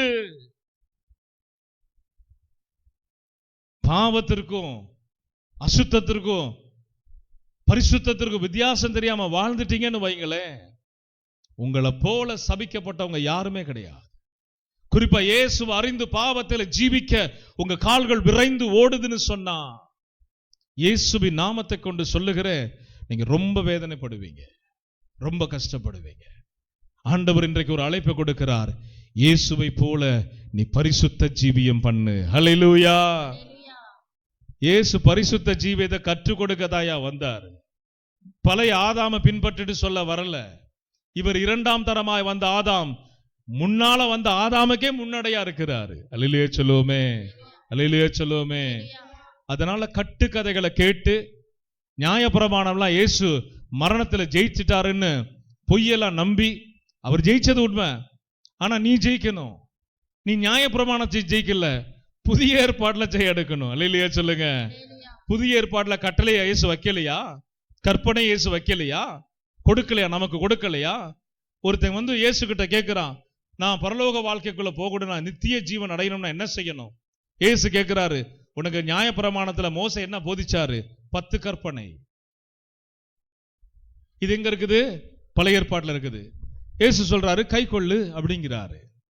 நல்லா கவனிக்கணும் விஷயத்தை. இது பைபிள்ல இருக்கிற விஷயம், வசனத்தை கோட்பாடுல நான் சொல்றேன். இயேசு சொல்றாரு கை கொள்ளு. உடனே அவன் சொல்ற, நான் சின்ன வயசுல இருந்தே அதை கை கொள்ளுகிறேன். நான் என்ன செய்யறேன்? சின்ன வயசுல இருந்தே நான் அதை கை கொள்ளுகிறேன். நீர் எனக்கு என்ன சொல்லுகிறீர்? ஐயரே, நான் நித்திய ஜீவனை அடையும்படி நீர் என்ன சொல்லுகிறீர்? இயேசு சொல்றாரு 10 கற்பனையும் கை கொள்ளு, அதுபோல உன்னை போல பிறனை நேசி. இந்த 10 கற்பனை சபைகள்ல பேசப்படுகிறதே இல்லை. இந்த 10 கற்பனை என்னன்னா கிறிஸ்தவர்களுக்கு தெரிகிறதே இல்லை. கேட்டா அது பழைய ஏற்பாடு. அட அறவேக்காடு, இங்க இயேசுவே சொல்றாரு கை கொள்ளுங்கிறார். அப்ப நியாயப்பிரமாணம் முழுமையா அடைஞ்சிருச்சோ? அவர் அடைந்தவர் சொல்றாரு 10 கற்பனைகளை கை கொள்ளு. அல்லேலூயா சொல்லுங்க. பிறனுடைய யாதொன்றையும், விபச்சாரம், கொலை, பொய் சாட்சி மாட்டிட, விசுவாசியே மாட்டிட, மனம் திரும்பு. ஆமென் சொல்லுங்க. அப்ப பிரமாணங்கள்ல பிரதான பிரமாணம் 10 கற்பனை. அந்த கற்பனையை தான் இயேசு சுருக்கமா இங்க சொல்றாரு, வேற விதமா உன்னை போல பிறனை நேசி. இது கவனிக்க வேண்டிய விஷயம். பாவம் செய்யாம வாழணும்னா நீங்க இயேசுடைய கற்பனை, இந்த 2 கற்பனை பிரதான கற்பனை நீங்க கை கொள்ளணும். 10 கற்பனை பிதா கொடுத்தது, உன்னை போல பிறனை நேசி என்ற கற்பனை இயேசு கொடுத்தது. இந்த 10 கட்டளையும் இந்த கற்பனையையும் நீங்க வைத்து பார்த்தீங்கன்னா, அவரை தெய்வமா ஏற்றுக்கொண்டதுக்கு பிறகு எந்த மனுஷனுக்கும் தீமை செய்யாம வாழ்றான் பாருங்க. ஆண்டவர் சொல்றார், நீதான் நீதிமான்னு சொல்றார். அல்லேலூயா சொல்லுங்க.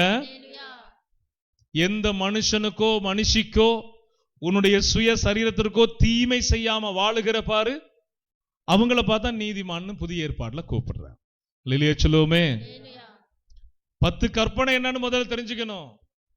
உன்னை போல நேசிப்பதற்கு இயேசு பல விஷயங்களை புதிய ஏற்பாட்டை சொல்லியிருக்கிறாரு.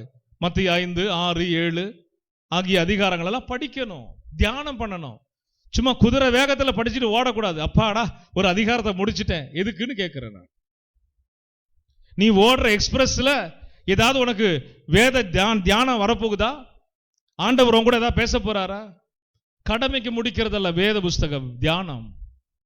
இரவும் பகலும் வேதத்தில் தியானமா இருக்கிற மனுஷன் அவன் செய்வதெல்லாம், சொல்லுங்க, அவன் செய்வதெல்லாம். இதுக்கு மேல உங்களுக்கு வசனம் என்ன வேண்டி கிடக்கு? இதுக்கு மேல என்ன பட்டா போட்டு எழுதி கொடுத்துட்டாரு. இரவும் பகலும் வேதத்துல தியானமா இருந்தா நீ செய்வதெல்லாம் அவருக்கு தெரியும், இரவும் பகலும் தியானமா இருக்கிறவன் பிறனுக்கு விரோதமா எழும்ப மாட்டான், கடவுளுக்கு விரோதமா செயல்பட மாட்டான். அவன் எப்பயுமே மனசுல ஒரு ஓட்டம் அவனுக்குள்ள இருந்துகிட்டே இருக்கும். கர்த்தருக்கு பயந்து வாழணும், பரிசுத்தமா வாழணும், ஒழுக்கமா இருக்கணும், ஒழுக்கமுள்ள வாழ்க்கை வாழ. ஒழுக்கமில்லாத வாழ்க்கை சீர்கெட்ட வாழ்க்கை. பெண்களுக்கு ஆண்களுக்கு சொல்ற, ஒழுக்கமில்லாத வாழ்க்கை அது கர்த்தருக்கு தூரமான வாழ்க்கை. ஒழுக்கமற்ற வாழ்க்கை உனக்கு பாதாளத்துக்கு நீ அருகாமையில் இருக்கிற வாழ்க்கை. இன்னைக்கு இந்த வார்த்தையை சொன்னா நிறைய பேருக்கு பிடிக்க மாட்டேங்குது. ஒழுக்கமா வாழுங்கன்னா பிடிக்க மாட்டேங்குது. வேதத்தின்படி கேட்கிற, ஏன் உனக்கு பிடிக்க மாட்டேங்குது? நீ பாவத்திற்கு மரித்து போனாய். பாவம் உன்னை ஆண்டு கொண்டது, பாவத்தில் நிற்கிற, அதனால அந்த உணர்வு இல்லாதபடி பாவம் உன்னை மேற்கொண்டது. இரண்டாம் தரமாய் வந்த ஆதாம பின்பற்றுவதுதான் புதிய ஏற்பாடு. ஆமென் சொல்லுங்க. வாசிக்க கேட்கலாம். வேற அதிகாரத்தை வாசிப்பேன், டைம் இல்ல. 1 யோவான் 3ஆம் அதிகாரம் 3-4. 1 யோவான் 3ஆம் அதிகாரம் அதுல 4ஆம் வசனத்தை வாசிங்க. பாவம் செய்கிற எவனும் நியாயப்பிரமாணத்தை மீறுகிறான். நியாயப்பிரமாணத்தை என்ன செய்யறான்? மீறுகிறான். இப்ப கவனிங்க, புதிய ஏற்பாட்டுல நியாயப்பிரமாணத்தை குறித்து பேசப்படுது. முறைப்படி முடிஞ்சிருச்சுன்னா முடிஞ்சிருக்கணும்ல, நிறைவேற்றினாரு. ஆனா அந்த கற்பனைகள் எல்லாம் ஆண்டவர் புதிய ஏற்பாட்டுல வேற விதமா வச்சிருக்கிறார். நியாயப்பிரமாணம் என்பது இஸ்ரவேல் ஜனங்களுக்கு மட்டும்தான், கவனிக்கணும். கிருபை என்பது உலகம் முழுவதும் உள்ள சகல ஜாதிகளுக்கும். அல்லேலூயா சொல்லுவோமே. இதுக்கு அதுக்கு அதான் வித்தியாசமே. பழைய ஏற்பாடு பிரமாணத்தின்படி காளைகள், ஆடுகள், மாடுகளை கொடுத்து பலியிடாம துதி ஸ்தோத்திர பலிகளை தேவனை மகிமைப்படுத்தும்படி நம்ம கொடுத்து தேவனை ஆராதிக்கிறோம். சரிங்களா? புரிந்து கொள்ளணும். இப்ப மறுபடியும் அந்த வசனத்தை வாசிக்க கேட்கலாம். பாவம் செய்கிற எவனும் நியாயப்பிரமாணத்தை என்ன செய்கிறான்? மீறுகிறான். நியாயப்பிரமாணத்தை மீறுகிறதே புதிய ஏற்பாடு சொல்லுது. குரலிலேயே சொல்லுங்க. அப்ப நியாயப்பிரமாணம்னா என்னன்னு முதல்ல தெரிஞ்சுக்கிறதுக்கு யாத்திராகமம், லேவியராகமம், எண்ணாகமம் இதெல்லாம் என்ன செய்யுங்க? பொறுமையா படிங்க. நியாயப்பிரமாணத்தை மீறுகிறதே பாவம் அப்படின்னா புதிய ஏற்பாட்டிலேயே அததான் இயேசு சொல்றாரு. உன் 10 கற்பனைகள், உனக்கு கொடுக்கப்பட்ட 10 கற்பனைகளை மீறுவதே பாவம். உன் அயலானை உன்னை போல சிநேகிக்காததே பாவம். பாவத்தின் சம்பளம் தான் மரணம். பாவம் இல்லாம இல்ல, புதிய ஏற்பாட்டிலையும் பாவம் இருக்கு. பாவத்திற்காக இயேசு பரிகாரம் தான் செஞ்சிருக்கிறார். பாவம் இன்னும் முழுமையாய் முற்றுப்புள்ளி வைக்கப்படவில்லை. மரணமும் பாவத்தின் கூறும் இயேசுடைய வருகையின் போதுதான் இல்பொருளாக போகும். அது வரைக்கும் மனிதர்களோடு போராடும் என்ற வரைக்கும் அது போராடும். எச்சரிக்கையா இருக்கணும். அல்லேலூயா சொல்லுங்க. அல்லேலூயா சொல்லுங்க. தேவ சமூகத்துல நீங்க இன்றைக்கு இன்னொரு வசனம் 1 கொரிந்தியர் 15 56 எடுத்து வாசிக்க கேட்கலாம். 1 கொரிந்தியர் 15 56 எடுத்து வாசிக்க கேட்கலாம். மரணத்தின் கூர் பாவம், பாவத்தின் பலன் நியாயப்பிரமாணம். பாவத்துடைய பலன் எங்க இருக்குது? நியாயப்பிரமாணம். மரணத்தின் கூறுனா பாவம். பாவம் செய்கிறவர்கள் மனிதனுடைய முடிவு மரணம். அதான் கூர், அதோட நிறைவு.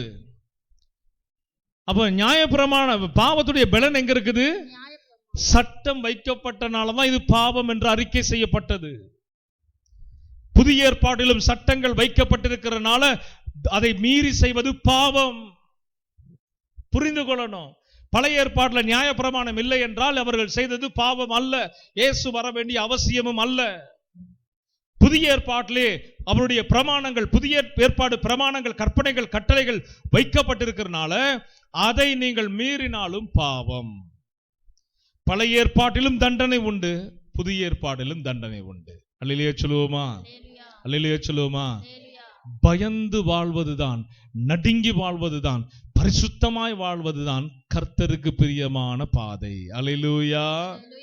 அப்ப அதை குறித்து யோவான் 9ஆம் அதிகாரம் 23 நம்ம வாசிக்கும் போது இயேசுவும் சீஷர்களும் நடந்து வர்றாங்க. யோவான் 9:23 அங்க பாருங்க. இவன் வயதுள்ளவனாய் இருக்கிறான், இவனையே கேளுங்கள் என்று அவன் தாய் தகப்பன்மார் சொன்னார்கள். ஆதலால் அவர்கள் குருடனாய் இருந்த மனுஷனை 2ஆம் தரம் அழைத்து, நீ தேவனை மகிமைப்படுத்து, இந்த மனுஷன் பாவி என்று நாங்கள் அறிந்திருக்கிறோம் என்றார்கள். இந்த மனுஷன் பாவி என்று அறிந்திருக்கிறோம். அறிந்திருக்கிறோம் என்றார்கள். நீ தேவனை மகிமைப்படுத்து, ஆனாலும் இந்த மனுஷன் யாரு? பாவி. இயேசு பாவிகள் என்ன செய்ய வந்தாரு? ஒரு அல்லேலூயா சொல்லுங்களேன். அல்லேலூயா சொல்லுங்களேன். யாக்கோபு 1 அதிகாரம் 15 வசனத்தை எடுத்துக்கொள்ளலாம். யாக்கோபு 1:15 எடுத்து வாசிக்க கேட்கலாம்.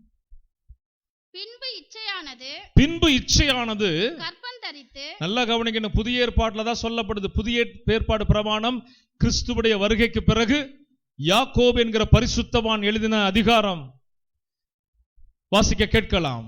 பின்பு இச்சையானது கர்ப்பம் தரித்து, நல்லா கவனிங்க, இச்சையானது கர்ப்பம் தரித்து பாவத்தை பிறப்பிக்கும். என்னத்தை பிறப்பிக்கும்? பாவத்தை பிறப்பிக்கும். பாவம் பூரணமாகும் போது மரணத்தை பிறப்பிக்கும். என்னத்தை பிறப்பிக்கும்? இது புதிய ஏற்பாடா பழைய ஏற்பாடா? இந்த அறவேக்காடுகளுக்கெல்லாம் இந்த வசனம் தெரியவே மாட்டேங்குது. இந்த குளறுபடி ஊழியக்காரர்கள் இருக்காங்க பாருங்க, கள்ள உபதேசக்காரர்கள் இருக்கிறாங்க பாருங்க, கிருபையை குறிச்சிட்டு அப்படியே அது கொடியை பிடிச்சிட்டு ஓடுறாங்க பாருங்க. அவர்களை பின்பற்றுகிறவர்களுக்கும் அவர்களுக்கு பின்பதாக ஓடுகிற அப்பாவி ஜனங்களுக்கும் புதிய ஏற்பாட்டுல இப்படி ஒரு வசனம் இருக்குன்னு தெரியவே தெரியாது. பாவத்தை குறித்து கண்டி உணர்த்தும்படி ஆவியானவர் வந்தார்ன்றதெல்லாம் தெரியவே தெரியாது. பாவத்தை குறித்து புதிய ஏற்பாடு எச்சரித்து பேசுகிறது என்பது தெரியவே தெரியாது. இச்சையானது கர்ப்பம் தரிக்குமா? இச்சை எப்படி தோன்றும்? கண்கள் வழியாய் தோன்றும். ஏவாள் எப்படி இச்சித்தாங்க? கண்களின் இச்சை. புதிய ஏற்பாடு சொல்லுது கண்களின் இச்சை மாம்சத்தின் பெருமை. கண்களின் இச்சை மாம்சத்தின் பெருமை. புதிய ஏற்பாடு அடையாளம் காட்டுது பாவம் இதெல்லாம் அப்படின்னு. இதெல்லாம் போதிக்க வேண்டியதானே? ஏன் போதிக்க மாட்டாங்க? இன்னைக்கு வருமானம் போயிடும். சபைக்கு வரவே தசம பாகம் கொடுக்க மாட்டான், காணிக்க கொடுக்க மாட்டான், பாவத்தை குறிச்சே பேசினா ஓடிடுவான். சபையை விட்டு இல்ல ராசா, அவன் ஆண்டவர் விட்டே ஓடி போறான். எச்சரித்து பேசுகிற, கடிந்து பேசுகிற, பாவத்தை குறித்து கண்டித்து உணர்த்துகிற இடத்தை விட்டு ஒரு ஆத்துமா கடந்து செல்லும் என்று சொன்னால் அவன் இயேசுவை விட்டு புறப்பட்டு போகிறான். கவனமா இருக்கணும். அவன் இயேசுவுடைய நியாய பிரமாணங்களை, இயேசு சொன்ன கற்பனைகளை, கட்டளைகளை, இவைகளை விட்டு புறப்பட்டு போகிறான், அகன்று போகிறான். சபைனா எச்சரிப்பு இருக்கணும், எச்சரித்து தான் பேசணும். ஒரு சீர்கெட்ட ஆத்மாவை சீர்படுத்துவதுதான் இயேசுவுடைய பணி. மறுபடியும் சொல்றேன், பாவிகளை நேசிக்கிறார், ஆனால் அவர் பாவத்தை பாராத, அவருக்கு பாவம் பிடிக்காதுங்க. அதுக்கு அருகாமையில் அவரால் இருக்கவே முடியாது. ஆனா அவன் மன்னிப்பு கேட்டு மனம் திரும்பி பரிசுத்தமாய் வாழ முன் வந்தா இயேசு சொல்லுகிறார், வா நான் உனக்கு என்ன செய்கிறேன்? இளைப்பாறுதலை தருகிறேன். வருத்தப்பட்டு பாரம் சுமக்கிறவர்களே நீங்கள் எல்லோரும் என்னிடத்தில் வாருங்கள், நான் உங்களுக்கு எல்லா சஞ்சலத்திலிருந்து ஒரு இளைப்பாறுதல் கொடுப்பாரு, கடன்ல இருந்து ஒரு இளைப்பாறுதலை கொடுப்பாரு, வியாகுலத்துல வேதனையில வியாதில இருந்து ஒரு இளைப்பாறுதலை கொடுப்பாரு. ஆனா உங்களை பணக்காரனா ஆக்க மாட்டார். இல்லையா சொல்லுங்க? உங்களை கோடீஸ்வரன் ஆக்கணுங்கிற தரிசனம் அவருக்கு கிடையாதுங்க. இல்லையா சொல்லுங்க? இளைப்பாறுதலின் உச்சம் பரலோக ராஜ்யம். எத்தனை பேர் ஆமென் சொல்லுவீங்க? இளைப்பாறுதலின் உச்சம் பரலோக ராஜ்யம். தேவனோடு வாழ்கிற கிருபை, அகால பாதாளத்திலே விழுந்து அலக்களிக்கப்படாம வேதனைப்படாம இளைப்பாறுகிற ஸ்தலம் பரலோக ராஜ்யம். ஆமென் சொல்லுங்க. அதை நாடணும், தேடணும், அதை கேட்கணும், பெற்றுக்கொள்ளணும். ஆமென். அடுத்ததாக இதை குறித்து நமக்கு தெரிஞ்ச வசனம் நீதிமொழிகள் 28:13 எடுக்க வேணாம், எல்லாரும் சொல்லுவோமா? தன் பாவங்களை மறைக்கிறவன் அவைகளை அறிக்கை செய்து விட்டு விடுகிறவன் விட்டுடணும். நியாயப்பிரமாணத்திலே ஆப்ஷன் இருந்துச்சு, விடு. ஒரு காளையை பலி கொடுத்து ரத்தத்தை கொடுத்து விட்டுடு. நீ செய்த கொலை நிமித்தமா வந்த பாவத்தின் பிடியிலிருந்து நீ விடுதலையாகு, உன் விபச்சார பாவத்திலிருந்து விடுதலையாகு, உன் தீய எண்ணங்களிலிருந்து நீ விடுதலையாக ஆப்ஷன் கொடுத்திருக்கிறாரு. கொடுக்காமல ஆண்டவர் கிடையாது.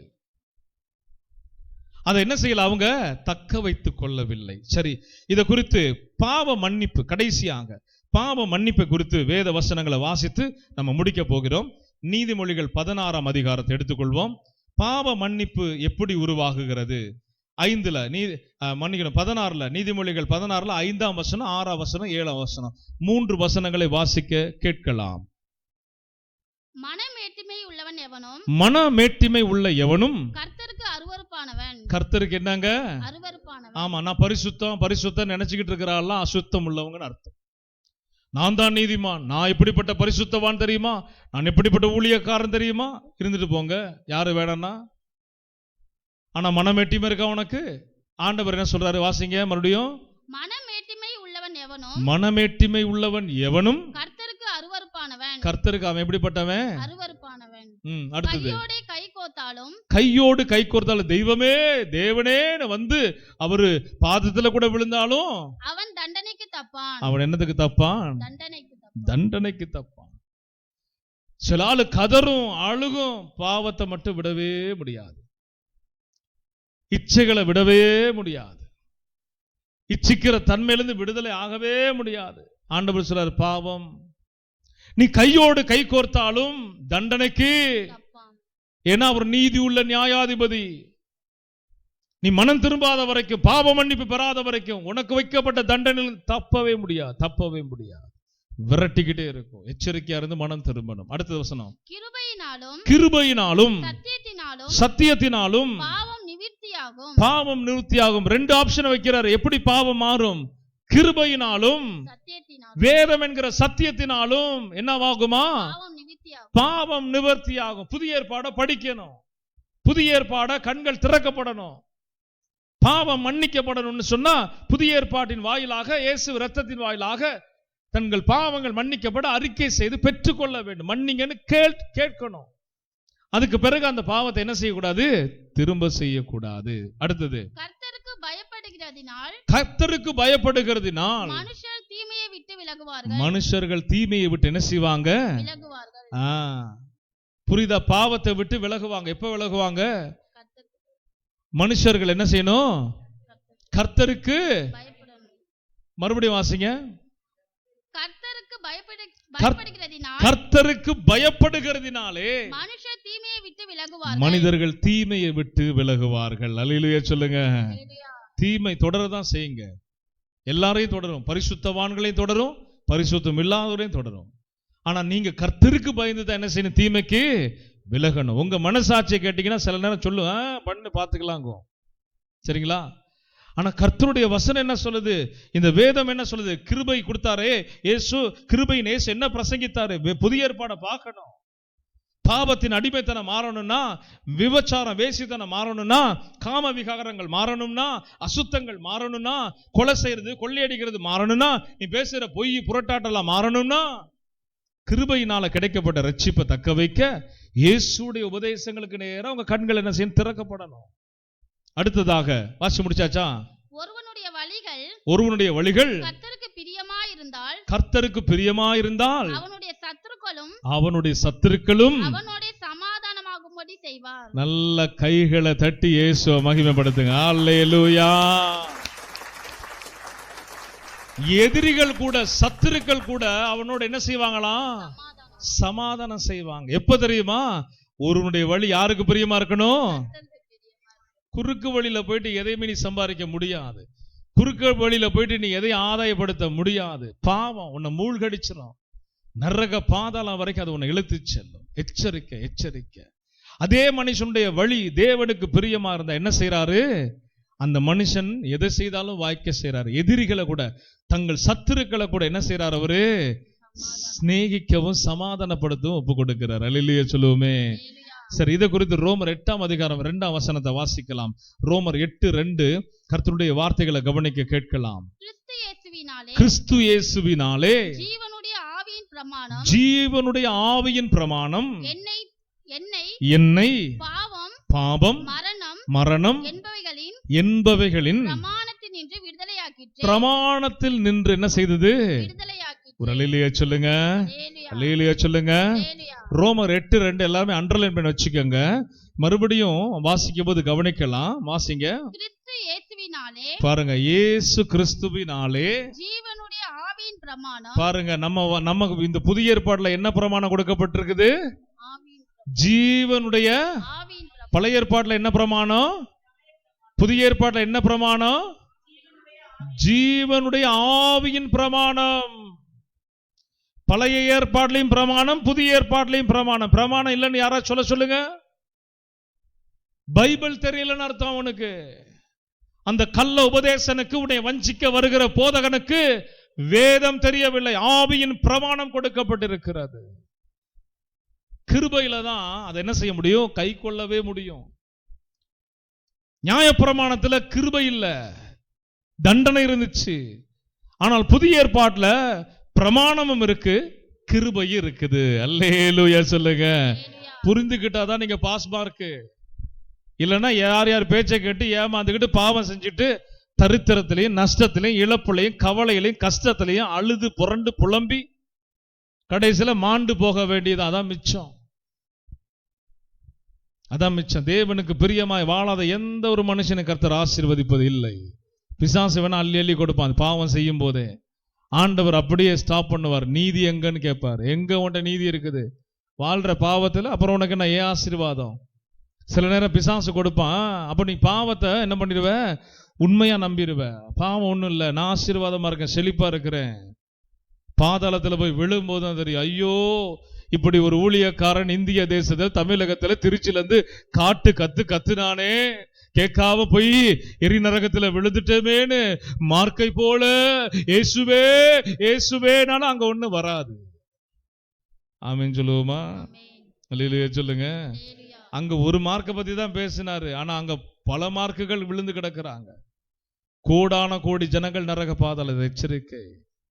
இயேசு எதற்காக இளைப்பாறுதல் தர வந்தார்? நரகத்திலே நீ விழுந்து இரவும் பகலும் படப்போகிற வேதனையில் இருந்து உன்னை மீட்டெடுக்கும்படி இயேசு வந்தார். ஆமென். இதை குறித்து அந்த வசனத்தை வாசித்து முடிங்க. என்னை பாவம் மரணம் என்பவைகளின் பிரமாணத்தில் நின்று ஆவியின் பிரமாணமும் கிருபையும் என்ன செய்தது? விடுதலையாக்கிற்று. அல்லேலூயா சொல்லுவோமா?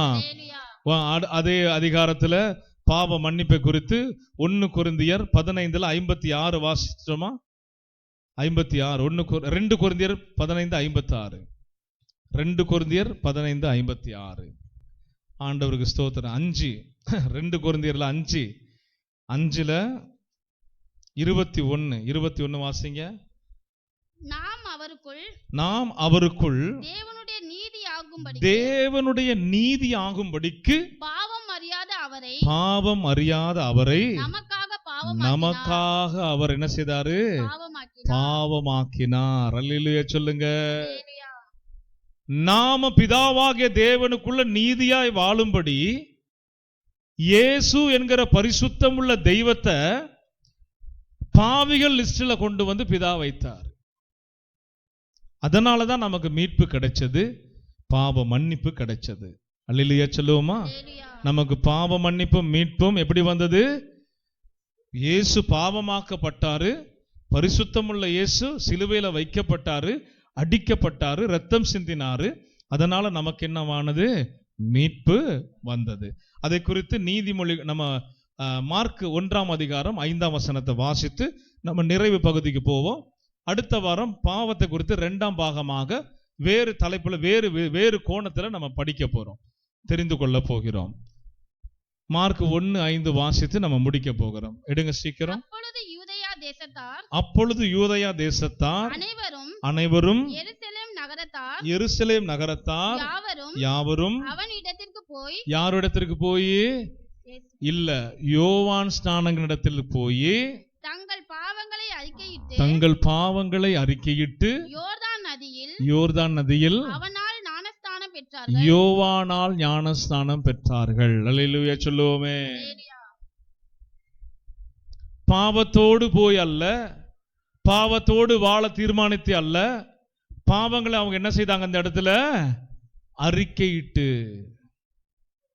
இனி இந்த பாவத்தில் நான் வாழ மாட்டேன், இனி நான் கொலைக்காரனாய் வாழ மாட்டேன், இனி நான் விபச்சாரக்காரனாய் காரியாய் வாழ மாட்டேன், தேவனுடைய ஆலயமாகிய இந்த சரீரத்தை நான் பாவத்திற்கு உட்படுத்த மாட்டேன் என்ற தீர்மானத்தோடு ஞானஸ்நானம் பெற்றார்கள். இதுதான் புதிய ஏற்பாடு. புதிய ஏற்பாடு அப்படி கொஞ்சம் அட்ஜஸ்ட் பண்ணா மாறிடும், வசனங்களை திரித்து பேசினா மாறிடும். உடனே புதிய ஏற்பாடு ரொம்ப லகுவா இருக்கிறது போல இருக்கும். இல்ல இல்ல இல்ல, பழைய ஏற்பாடை விட புதிய ஏற்பாடு தான் கடுமை. பழைய ஏற்பாடு சட்டத்திட்டங்களை விட புதிய ஏற்பாடுலாம் சட்டத்திட்டங்கள் அதிகம். ஒரு கன்னத்தில் அறைந்தால் மறு கன்னத்தை, இதை செய்யலன்னு சொன்னா தண்டனைக்கு உட்பட்டுடுவீங்கன்னு ஆண்டவர் சொல்றார். எவ்வளவு கொடுமை பாருங்க. சகிப்புத்தன்மை, விட்டு கொடுக்கிற மனப்பக்குவம், போராட்டம், போட்டி, பொறாமை, அதுக்கெல்லாம் இடம் கிடையாது புதிய ஏற்பாட்டுல. எரிச்சல் அடைகிறது, முற்கோபம், அதுக்கெல்லாம் இடம் கிடையாது. மன்னிப்பு கேட்கணும். அப்படிப்பட்ட பாவங்கள் உங்களுக்கு மன்னிக்கப்படணும். மன்னிக்கப்பட நீங்க மனதா இருந்தீங்கன்னா இயேசுவின் இரத்தத்தால் உங்கள் பாவங்கள் கழுவப்படும். இயேசு கிறிஸ்துவின் இரத்தம் சகல பாவங்களை நீக்கி நம்மை, எல்லாரும் ஆமென் சொல்லுங்க. இயேசு கிறிஸ்துவின் இரத்தம் சகல பாவங்களை நீக்கி நம்மை, ஒரு ஆமென் சொல்லுவோமா? இயேசு கிறிஸ்துவின் இரத்தம் சகல பாவங்களை நீக்கி நம்மை, அல்லேலூயா. இருக்கிற இடத்துல எழுந்து நிற்கலாம். எழுந்து நின்று ஜெபித்து முடிக்க போகிறோம். எழுந்து நிற்போம். கர்த்தர் கரத்தில் ஒப்பு கொடுங்க. இயேசுடைய கைகள் ஒப்பு கொடுங்க. Thank you Lord, thank you Lord. பாவம், ஒரு பாவமும் அறியாத அவரை எனக்காக பிதா பாவமாக்கினார். எல்லாரும் சொல்லுவோமே, ஒரு பாவமும் அறியாத அவரை எனக்காக பிதாவாகிய தேவன் பாவமாக்கினார். சொல்ல, ஒரு பாவமும் அறியாத இயேசுவை எனக்காக பிதாவாகிய தேவன் பாவமாக்கினார். ஆண்டவர் சமூகத்தில் ஒரு 2 நிமிஷம் நேரம் அப்படியே நீங்க எல்லாரும் அப்படியே இருதயத்தை திறங்க. இருதயத்தை திறந்து கர்த்தர் சமூகத்தில் அப்படியே பாவரிக்கைகளை செய்யுங்க. உங்களுக்கு குற்றம் குறைன்னு எது உங்க உள்ளத்துல படுதோ பரவாயில்ல, வாய் திறக்கலாம். ஆண்டவர் சமூகத்தில் வாய் திறந்து பேசுங்க. விடாதீங்க, விடாதீங்க, விடாதீங்க. கர்த்தர் சமூகத்தில் நம்ம அப்படி அமைதியா இருக்கக்கூடாது. மனசை திறக்கணும், கர்த்தரோடு பேசணும். ரகசிய பாவங்களை விட்டு வெளியே வரணும், மனம் திரும்பணும். பாவத்தை அறிக்கை செய்துதான் ஞானஸ்தானம் பெற்றதை நம்ம பார்க்க முடிகிறது. பாவத்தின் சம்பளம் மரணம், பாவத்தின் கூர் மரணம். ஆண்டவர் இதை வெறுக்கிறார், அருவருக்கிறாரு. பாவிகளை நேசிக்கிறார், ஆனா பாவத்திற்கு அவர் விரோதியா நிற்கிறாரு. ஆமேன். பாவத்தோடு ஒரு மனிதன் மரணத்துக்குள்ள போனா அகால மரணம். அநேக வேதனைகள் உண்டு. வேண்டாம்னு சொல்லுங்க. ஐயோ சுவாமி, பாவத்தின் நிமித்தம் வேண்டாம், வேண்டாம். அகால பாதாளம் எனக்கு வேண்டாம். என் இயேசு எனக்கு வேண்டும், என் இயேசு எனக்கு வேண்டும். ரபாஷாலாபாத லபோ சங்கா பாலா பாலா பாலா உரபாஷாலாபாத லபதுலா பாபா லிப ரிலபா ராகா பாலா பாலா பாலா பாலா மோரா பாபா பாபா லபா லபா லித ரித ரபா காலா பாத லிப துபி கரபோ ஷாலாபா.